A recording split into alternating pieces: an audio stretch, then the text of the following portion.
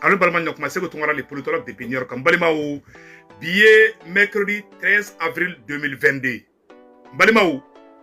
et comme Moura, en délégation Moura Bolé Moura, en a meko Frali. Vous êtes bel et bien sur notre chaîne YouTube, et vous avez raison d'y être. N'oubliez pas de vous abonner à la chaîne pour ne pas manquer nos prochaines vidéos. C'est parti. En délégation Moura Bolé Moura, en a meko Frali ni fon kera. Moura chaman bora yo kuma chaman fo. Amena la famille chaman ke oroka. O nouvelle fleur. Nouvelle fleur fana jumenye. Ko allemand comme ministre des affaires étrangères ni mafli. Ko fana be malla no. Oh, ko ya moga munu mena kunu ko mogo jugu ndo ko terroriste do. Ko allemand de dunde. Oh, quelle coïncidence. Entre nda do to la.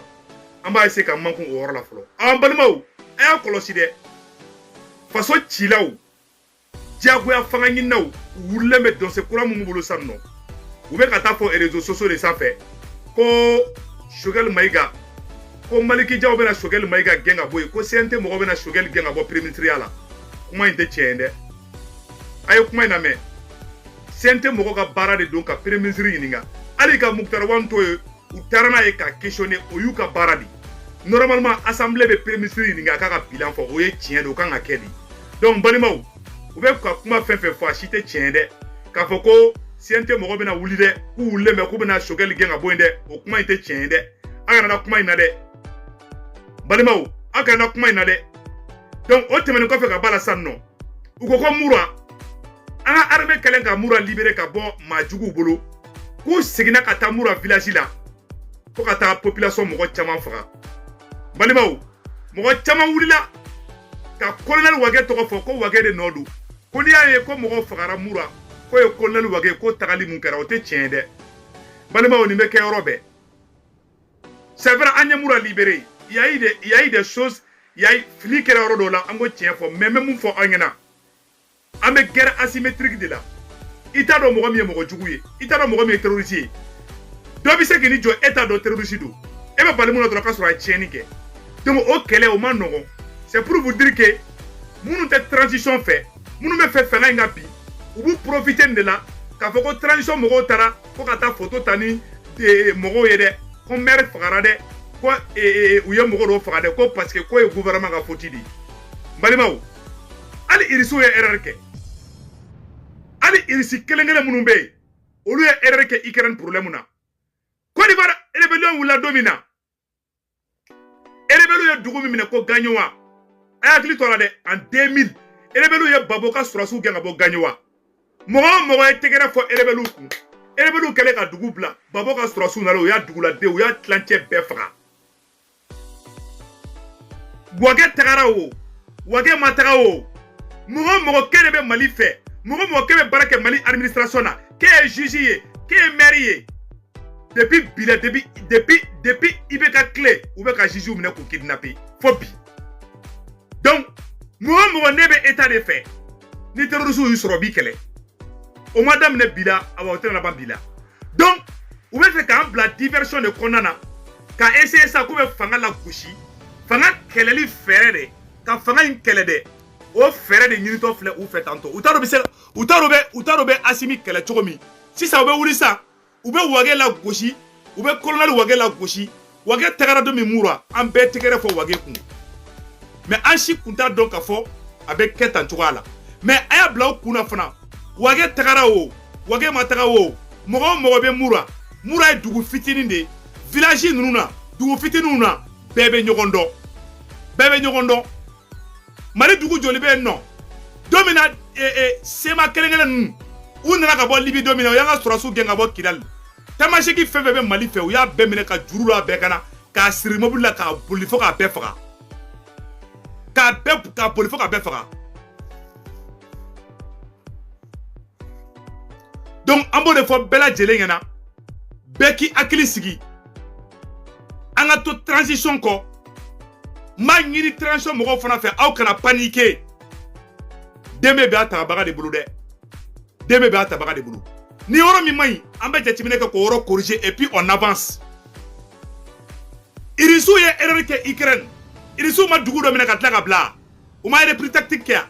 mais irisu kuma dugu mina irisu kɛlen k'o dugu bila ka taa dugu wɛrɛ la Ukraine sɔrɔsiw nalen u ye mɔgɔ dɔ minɛ k'u faga ko parce que k'u ye irisiw reçoit o jɛnatigɛ taabolo di o armée tɛ diɲɛ dugukolo in kan ko mun ma deli ka erreur kɛ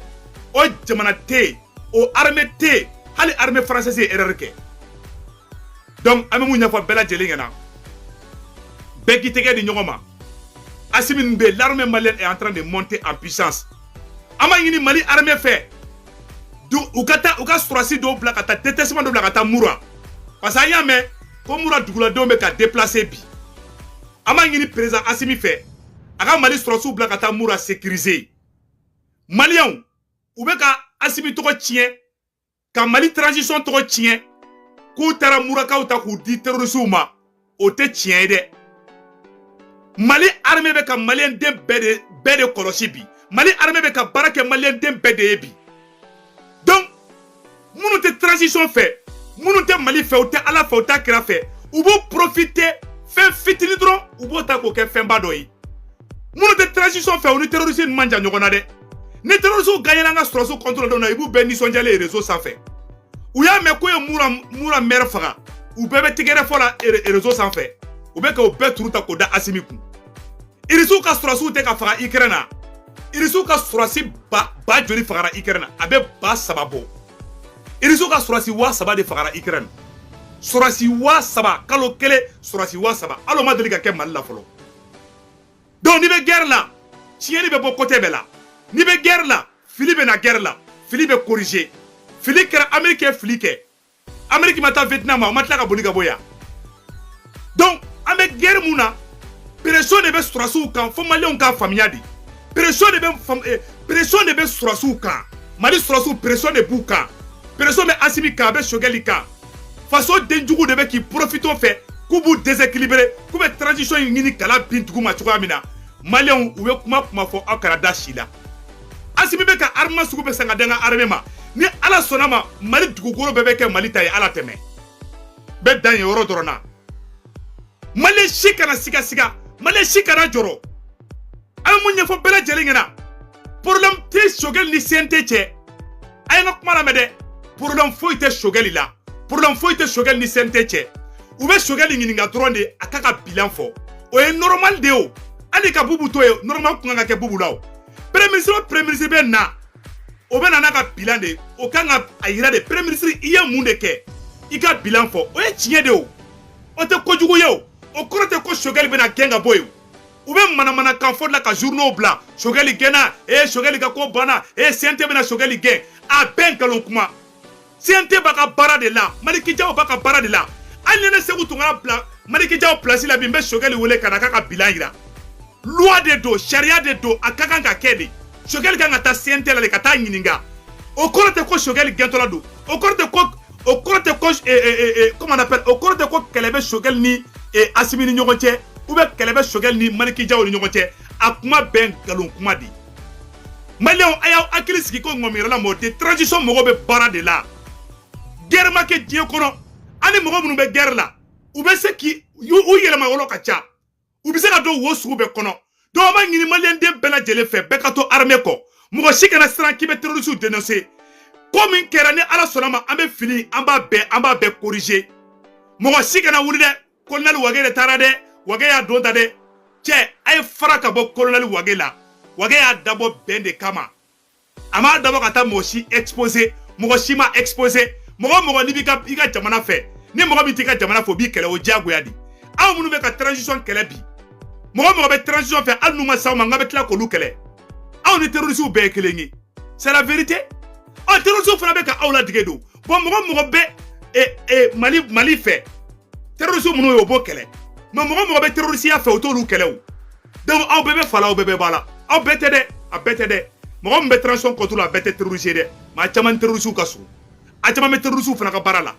aw an b'an ka transition kɔ an bɛ président Assimi kɔ Maliens n bɛna fɛn dɔ bɔ ka yira aw la yan'an ka taa ɲɛfɛ donc k'a fɔ Malien bɛɛ ɲɛna nin tɛ kɛ vidéo jamujanba ye nin vidéo tɛ kɛ vidéo jan ye dɛ k'a ɲɛfɔ aw ɲɛna ka nɔgɔ b'a la pewu mun kɛra Dura k'u taara Dura maire faga ko jeune dɔ fana bɔra ko ka Mali sɔrɔsiw supporter k'u taara k'o fana minɛ k'o faga an bɛ dugawu k'u ye Ala k'u dayɔrɔ ɲa Malien si kana paniquer Malien si kana dimi transition kɔrɔ wallahi pression bɛ ninnu kan Wallahi pression ba de buka. Nous sorasi ngina de benna. Ama ngini les 5 colonels ayaw tigé di ñogoma. Aw kana réseau la je ka be paniquer. Mo munu be ka kuma barka tout kuma kana ou te façon fait ou be double gérer là ou ba daba kama de ka panique créer aw raman ñogonche. Aw colonel mo duru. Aw kana taw sigi ka be ta ñogon bla jona de. Ah karsa ne a fait kana ta de ka. Aw kana to kede. Ay ni ke ji bonenye. Guerre konana fembe ba konana. Bilay talay. Guerre kono bebe fili be na de. Mon kera bura fili do anga tien fo. Mais aya corriger aw kana kofle ay tanya fe parce que ni be bolila ali be bolila ali armade ni be bolila i seme frege nyona kuma da ki boki binduguma o ye fili yoroi ko dembe bi atabaga de bolo donc ambe durakaw fe ambe flaw fe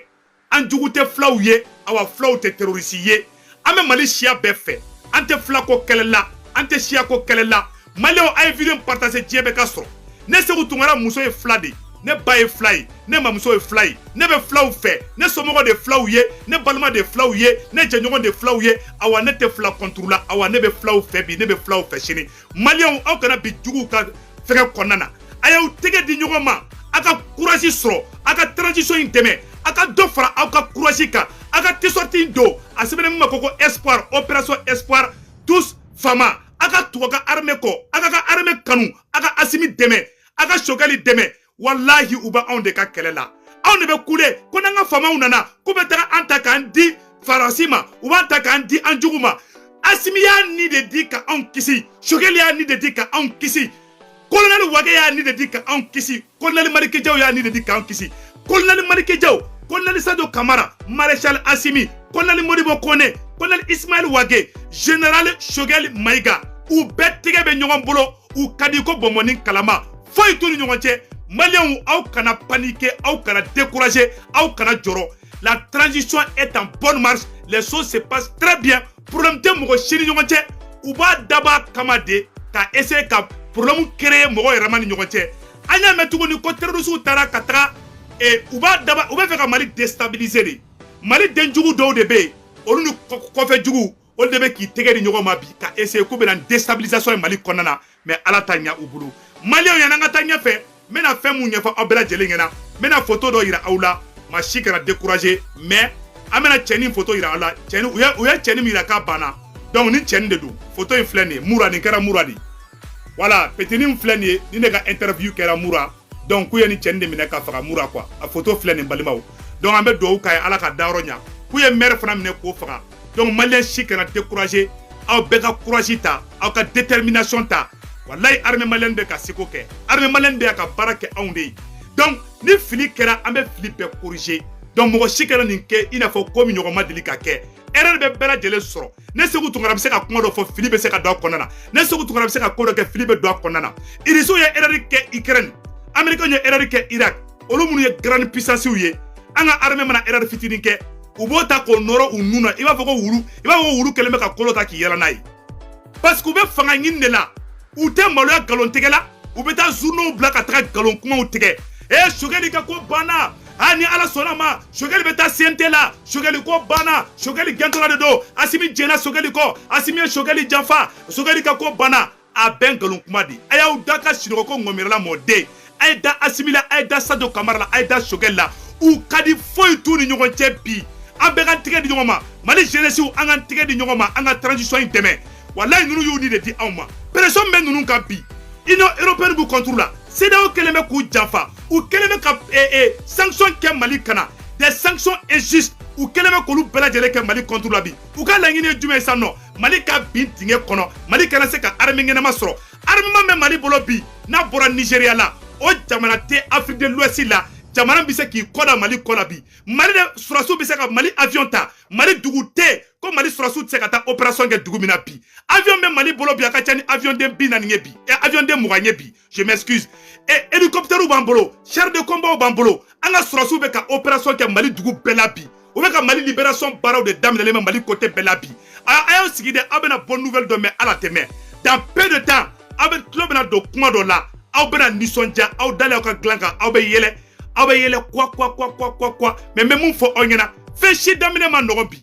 kongo bana bi de o ya tinyeye sanction be ka an dire o ye tiɲɛ de a dabɔra kama de walasa an ka wuli ka Asimi kɛlɛ maliyɛnw a ye kɔngɔ muɲu maliyɛnw a ka sabali a ka bolo d'aw dusu la faso cila minnu bɛ ka aw la dimi goyɔ da ka gɛlɛ dɛ mbalo da ka gɛlɛ dɛ machine da ka gɛlɛ dɛ a kana u ka manamanakaw lamɛn dɛ olu bɛ tubabuw de ka baara la awa caman saralen bɛ baara na de a kama donc aw kana da u ka manamanakaw na an bɛ mun fɔ aw ɲɛna a y'aw tigɛ di ɲɔgɔn ma a ka to transition in kɔ siribisi camanba de bɛ nalen u ka drone min ɲɔgɔn tɛ yen drone ni Baykar ni tirikiw ka drone don Sadio Kamara bɛ na ni drone in ye maliyɛnw drone in bɛ se ka wuli a bɛ se ka 24 heures kɛ tile kelen drone in bɛ sanfɛ Mali yɛrɛ ka avion de chasse bɛ Mali bolo bi Mali yɛrɛ ka drone b'a bolo bi avion sans pilote Mali bɔra wuli bi ka taa Mali territoire fan bɛɛ bi hali limɔgɔ tɛmɛna Mali kabanɔgɔ la bi maliyɛn den bɛɛ lajɛlen b'a mɛn maliyɛnw san 8 an faw bɛ ka faga an baw bɛ ka faga an lebulen don an ka duguw cilen don an lebura k'an yira diɲɛ k'an ka sɔrɔsiw faga ka faratɔniw caya ka muso furatɔw caya adamaden n'i ko k'i b'i ka yɛrɛma hɔrɔnya sɔrɔ i bɛ sɛgɛn adamaden si ma deli ka hɛrɛ sɔrɔ k'e ma deli ka sɛgɛn ni hali n'i ko k'i bɛ bɔ Bamakɔ ka taga Paris n'i ko k'i bɛ bɔ Mali la ka taa Espagne i bɛ cɛncɛn tagama i bɛ don bateau kɔnɔ dɔw bɛ sa ji la dɔw mago bɛ sa k'a fɔ maliyɛn cɛ na muso denmisɛnnin makɔrɔ ɲɛna bɛɛ kɛ wuli k'i cɛsiri fasojɔ kuma de sera nin wagatinin kɔnɔna na maa si kana décourager maa si kana manamanakaw lamɛn problème kelen tɛ Choguel ni Asimi cɛ problème kelen tɛ Choguel ni Maliki Diaw ni ɲɔgɔn cɛ tout va très bien entre les colonels tout va très bien entre le premier ministre et le président bɛɛ k'i da i ka salon kɔnɔ ka bɛɛ k'i da k'i lafiya ko bɛɛ bannen don baara bɛɛ bannen don Faransi ka ko banna MINUSMA ka ko banna bɛɛ k'i préparer rendez-vous le 19 bɛɛ k'i préparer le 13 mai 2022 donc vendredi 13 mai 2022 bɛɛ k'i ka t-shirt san ka k'a kan t-shirt bɛ ka feere n y'a adresse fana bɛɛ ka t-shirt san opération espoir tous fama an k'an ka sɔrɔsiw encourager an ka sɔrɔsiw nisɔndiyalen m'an kɔrɔ bi k'an bɛ k'olu dɛmɛ maa si kana décourager Asimi bɛ ka puissance min sɔrɔ bi ka Mali libéré bi o ye maliyɛn den dɔw bolo jahanama tasuma de ye u tɛ fɛ Asimi ko kɛ ni Asimi y'o kɛ olu dɛsɛra ka kɛ olu tɛ fɛ Asimi ka kɛ donc a kɛra ne dɛsɛra ne tɛ fɛ e fana ka se ka kɛ donc ko in dabɔlen don a kama de maa si ka n'i da ka ninnu ka kumaw lamɛn bilen a ye da an ka transition mɔgɔw la ni mun man ɲi an b'o fɔ bonya kɔnɔna na mais aw kana tan di juguw ma u ka fiɲɛ bɔda sɔrɔ an ni ɲɔgɔn cɛ an ka wuli an ka Mali in sauver faso jɔ kuma de sera nin wagati la n ka foli bɛ maliyɛn den bɛɛ lajɛlen ye mɔgɔ si kana décourager dɛ Mali musolakaw Mali cɛw Mali denmisɛnninw Mali mɔgɔkɔrɔbaw segukaw aw ka dugawu minɛna bi Mali surasiw aw kana décourager dɛ an b'aw kɔ an bɛ sa aw nɔfɛ président Asimi a ye taga aw tɔ la premier ministre Choguel an b'aw kɔ aw k'aw tɛgɛ di ɲɔgɔn ma aw si kana kɛlɛ hali basa min bɛ kuluba aw kana faga dɛ a y'a tɛgɛ di ɲɔgɔn ma aw ka baara kɛ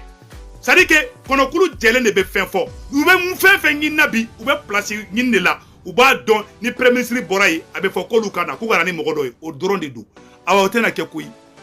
n'a bɛ taa biriki gosi kɛ a ye taa biriki gosi kɛ donc n bɔra ka nin video de kɛ n balimaw bɛɛ k'i da ka lafiya an b'an ka transition kɔ bi an b'u kɔ sini piyan ala ka hɛrɛ k'u ye fana a k'an bɛn an ka délégation mɔgɔw bɔlen Mura an y'a mɛn ko fagali ni fɛnw kɛra mɔgɔ caman bɔra u ye kuma caman fɔ an bɛna lafaamuyali caman kɛ o yɔrɔ kan o ye nouvelle fɔlɔ ye nouvelle filanan fana jumɛn ye ko Allemagne ka ministre des affaires étrangères ni ma fili ko fana bɛ Mali la yan nɔ k'u ye mɔgɔ minnu minɛ kunun ko mɔgɔ jugu ninnu don ko terroristes don ko Allemagne de don dɛ